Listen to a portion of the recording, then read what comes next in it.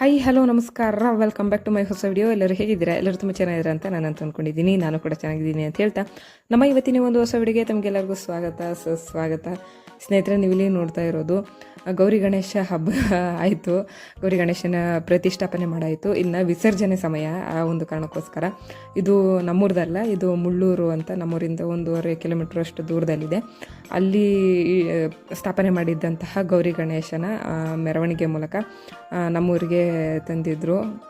ನೋಡಿ, ಇಲ್ಲಿ ನಮ್ಮಮ್ಮ ಅಲ್ಲಿ ನಿಂತ್ಕೊಂಡು ಅವ್ರ ಜೊತೆ ಮಾತಾಡ್ತಾ ಇದ್ರು, ಆಂಟಿ ಜೊತೆ.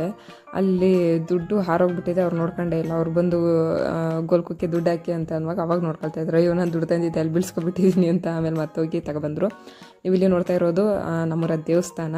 ಇಲ್ಲಿ ಬಂದಂತಹ ಅಂದರೆ ಮುಳ್ಳೂರಿನಲ್ಲಿ ಸ್ಥಾಪನೆ ಮಾಡಿದ್ವಲ್ವ, ಆ ಒಂದು ಗಣೇಶನ ವಿಸರ್ಜನೆ ಸಮಯದಲ್ಲಿ ಇಲ್ಲಿ ಭಕ್ತಾದಿಗಳು ವಿಸರ್ಜನೆ ಒಂದು ಕಾರ್ಯಕ್ರಮಕ್ಕೆ ಹೊರಟಿದ್ರಲ್ವ, ಆ ಒಂದು ಭಕ್ತಾದಿಗಳಿಗೆ ಇಲ್ಲಿ ಕಾಫಿ ಜೊತೆಗೆ ಒಂದು ಚರ್ಪಿನ ವ್ಯವಸ್ಥೆ, ಅವಲಕ್ಕಿ ಚರ್ಪಿನ ವ್ಯವಸ್ಥೆ ಸಹ ಮಾಡಲಾಗಿತ್ತು. ನನಗಂತೂ ಈ ಗಣೇಶನ ಎಷ್ಟು ನೋಡಿದ್ರೂ ಸಾಕೈತಿರಲಿಲ್ಲ ಸ್ನೇಹಿತರೆ. ಎಷ್ಟು ಒಂಥರ ಮುದ್ದಾಗಿತ್ತು ಅಂತ ಅಂದರೆ, ಯಾರು ಏನಾರು ಅಂದ್ಕೊಳ್ಳಿ ಅಂತ ಅಂದ್ಬಿಟ್ಟು ನಾನು ಸುಮ್ಮನೆ ಗೌರಿ ಗಣೇಶನೇ ನೋಡ್ಕೊಂಡು ಕೂತಿದ್ದೆ. ಇವರು ಭಾನುವಾರ ಗೌರಿ ಗಣೇಶನ ವಿಸರ್ಜನಾ ಕಾರ್ಯಕ್ರಮ ಇಟ್ಕೊಂಡಿರೋದ್ರಿಂದ ಮಕ್ಕಳು ಸಹ ಮನೆಯಲ್ಲೇ ಇದ್ದರು. ಆ ಒಂದು ಕಾರಣಕ್ಕೋಸ್ಕರ ಅವ್ರಿಗೆ ಏನೋ ಒಂಥರ ಖುಷಿ ಅಲ್ವಾ. ಯಾವಾಗಲೂ ಅಷ್ಟೇ ಈ ಹಬ್ಬಗಳು ಅಂತ ಅಂದರೆ ನಮ್ಮಗಳಿಗಿಂತ ಮಕ್ಳುಗಳಿಗೆ ಜಾಸ್ತಿ ಖುಷಿಯಾಗೋದು. ಯಾಕಂದರೆ ನಮಗೇನಾಗುತ್ತೆ, ಬರೀ ಕೆಲಸ ಮಾಡಬೇಕು, ತಿಂಡಿ ಮಾಡಬೇಕು, ಎಲ್ಲ ರೆಡಿ ಮಾಡ್ಕೋಬೇಕು, ಇದೇ ಒಂದು ನಮಗೆ ಟೆನ್ಷನ್ ಆಗೋಗಿರುತ್ತೆ. ಆದರೆ ಮಕ್ಕಳಿಗೆ ಅದೇನು ಆದರೆ ಯಾವುದ್ರದ್ದು ಅರಿವೇ ಇರಲ್ಲ ಅಲ್ವಾ. ಆ ಒಂದು ಕಾರಣಕ್ಕೋಸ್ಕರ ಸಡಗರ ಸಂಭ್ರಮನ ಅವರು ಪರಿಪೂರ್ಣವಾಗಿ ಅನುಭವಿಸೋದು ಅಂತ ಅಂದರೆ ನಮ್ಮ ಬಾಲ್ಯದಲ್ಲಿ ತುಂಬ ಅಂದರೆ ತುಂಬ ಚೆನ್ನಾಗಿರುತ್ತೆ ಬಿಡಿ. ಅದೊಂಥರ ನಾನು ನೋಡಿದಂತಹ ಗೌರಿ ಗಣೇಶದಲ್ಲಿ ಇದು ನಮ್ಮ ಊರಿನ ಸುತ್ತಮುತ್ತದಲ್ಲಿ ನಾನು ನೋಡಿದಂತಹ ಗೌರಿ ಗಣೇಶದಲ್ಲಿ ಇದು ಸ್ವಲ್ಪ ದೊಡ್ಡದಾಗೇ ಇತ್ತು. ಇಲ್ಲಿ ಪೋಸ್ ಕೊಡ್ತಾ ಇರೋದು ಬಂದು ನನ್ನ ಮಗಳು ಕ್ಲಾಸ್ಮೇಟ್ ಅಂತೆ.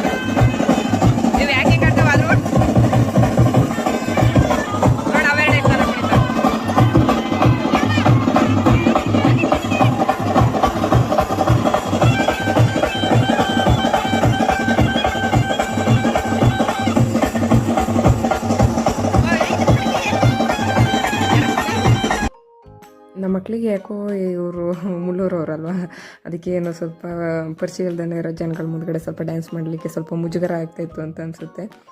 ಅಂತರೂ ಪಾಪ ಏನೋ ಕಷ್ಟದಲ್ಲಿ ನಮ್ಮ ಹಿಂಸೆ ತಡಿನಾರೋದಕ್ಕೆ ಎತ್ತಲಾಗಿ ಮನಸ್ಫೂರ್ತಿ ಅಂತೂ ಇವ್ರೇನು ಡ್ಯಾನ್ಸ್ ಮಾಡಿಲ್ಲ. ಡ್ಯಾನ್ಸ್ ಮಾಡೋ ಸ್ಟೈಲ್ ನೋಡಿದ್ರೇ ಗೊತ್ತಾಗುತ್ತೆ. ಏನೋ ನಮ್ಮ ಒತ್ತಾಯದ ಮೇರೆಗೆ ಡ್ಯಾನ್ಸ್ನ ಮಾಡಿದ್ದಾರೆ. ಅದಕ್ಕೆ ಸ್ನೇಹಿತರೆ ಹೇಳೋದು ಯಾವಾಗಲೂ ಮಕ್ಕಳಿಗೆ ಈ ಚಿಕ್ಕದ್ರಿಂದನೇ ಈ ರೀತಿ ಒಂದು ಕೆಲವೊಂದು ಡ್ಯಾನ್ಸ್ ಆಗಿರ್ಬೋದು, ಹಾಡುಗಳನ್ನ ಆಗಿರ್ಬೋದು, ಒಂದು 4 ಜನಗಳ ಮುಂದುಗಡೆ ಅವರಿಗೆ ಹಾಡಲಿಕ್ಕೆ ಅಥವಾ ಡ್ಯಾನ್ಸ್ ಮಾಡಲಿಕ್ಕೆ ನಾವು ಪ್ರೋತ್ಸಾಹ ನೀಡಬೇಕು. ಆವಾಗ ಮಾತ್ರ ಅವರು ಒಂಥರ ಮುಜುಗರ ಇಲ್ದೇ ಡ್ಯಾನ್ಸ್ನ ಮಾಡ್ತಾರೆ. ಮೊದಲೆಲ್ಲ ಏನಾಗ್ತಿತ್ತು ಅಂತ ಅಂದರೆ, ಈ ಗಂಡು ಮಕ್ಕಳು ಮುಂದುಗಡೆ ಹೆಣ್ಮಕ್ಳು ಈ ರೀತಿ ಫಂಕ್ಷನ್ಗಳಲ್ಲಿ ಯಾವ ರೀತಿ ಡ್ಯಾನ್ಸ್ ಮಾಡೋದಪ್ಪ ಅಂತ ಒಂಥರ ಹಿಂಜರಿಕೆ ಇರ್ತಾಯಿತ್ತು. ಆದರೆ ಇವಾಗಂತೂ ಆ ರೀತಿ ಇಲ್ಲ ಬಿಡಿ. ಯಾಕಂತಂದರೆ ಗಂಡು ಮಕ್ಳಿಗಿಂತ ಹೆಣ್ಮಕ್ಳೇ ಮೊದಲೇ ಹೋಗಿ ನಿಂತ್ಕೊಬಿಟ್ಟಿರ್ತಾರೆ ಸ್ಟೆಪ್ ಹಾಕಲಿಕ್ಕೆ. ತುಂಬ ಖುಷಿಯ ವಿಚಾರ ಕೂಡ. ಯಾಕಂದರೆ ಅವ್ರಿಗೂ ಒಂದು ಟ್ಯಾಲೆಂಟ್ ಇರುತ್ತೆ, ಅಥವಾ ಅವ್ರಿಗೂ ಒಂದು ಡ್ಯಾನ್ಸ್ ಮಾಡಬೇಕು ಅನ್ನೋ ಒಂದು ಆಸೆ ಇರುತ್ತೆ. ಆ ಒಂದು ಆಸೆಗಳು ಈ ರೀತಿ ಒಂದು ಹಬ್ಬ ಹರಿದಿನಗಳಲ್ಲಿ ಈಡೇರಿಸ್ಕೊಳ್ಳೋಕ್ಕೆ ಇದು ಒಂದು ಒಳ್ಳೆಯ ಅವಕಾಶ ಅಂತ ಅನಿಸುತ್ತೆ. ನನ್ನನ್ನು ಕರೆದ್ರು, ಬನ್ನಿ ಡ್ಯಾನ್ಸ್ ಮಾಡಿ ಬನ್ನಿ ಅಂತ. ನನಗಂತೂ ಡ್ಯಾನ್ಸ್ ಗಿನ್ಸ್ ಎಲ್ಲ ಮಾಡ್ಲಿಕ್ಕೆ ಬರೋದಿಲ್ಲ, ನಾನು ವೀಡಿಯೋ ಮಾತ್ರ ಮಾಡೋದು ಅಂತ ಅಂದ್ಬಿಟ್ಟು ಮೆತ್ತಗೆ ಎಸ್ಕೇಪ್ ಆಗ್ಬಿಟ್ಟೆ.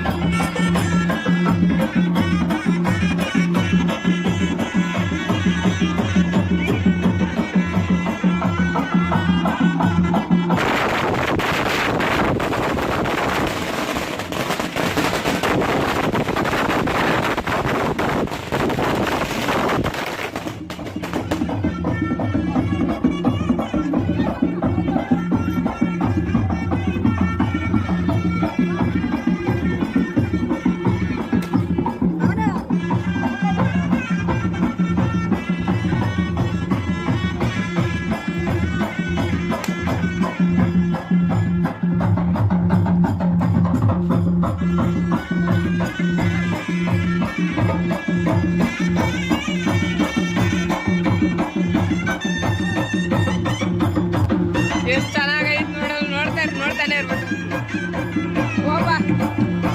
ಬಾಯ್ ಬಾಯ್, ಟಾಟಾ, ಬಾಯ್ ಬಾಯ್.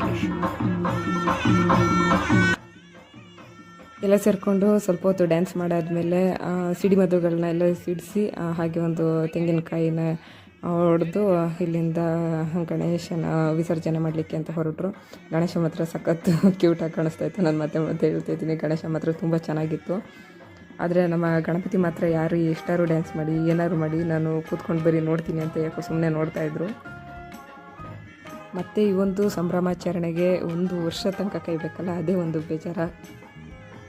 ಮತ್ತು ನಾವು ಈ ಒಂದು ಸಂಭ್ರಮನ ಆಚರಿಸ್ಬೇಕು ಅಂದರೆ 1 ವರ್ಷ ಕಾಯಲೇಬೇಕಲ್ವಾ. ಮತ್ತು ಇನ್ನೊಂದು ವಿಡಿಯೋದಲ್ಲಿ ಸಿಗ್ತೀನಿ. ಅಲ್ಲಿ ತನಕ ಟೇಕ್ ಕೇರ್, ಬೈ ಬೈ ಅಂತ ಹೇಳ್ತಾ ನಮ್ಮ ಇವತ್ತಿನ ಒಂದು ವಿಡಿಯೋ ಮುಗಿಸ್ತಾ ಇದ್ದೀನಿ.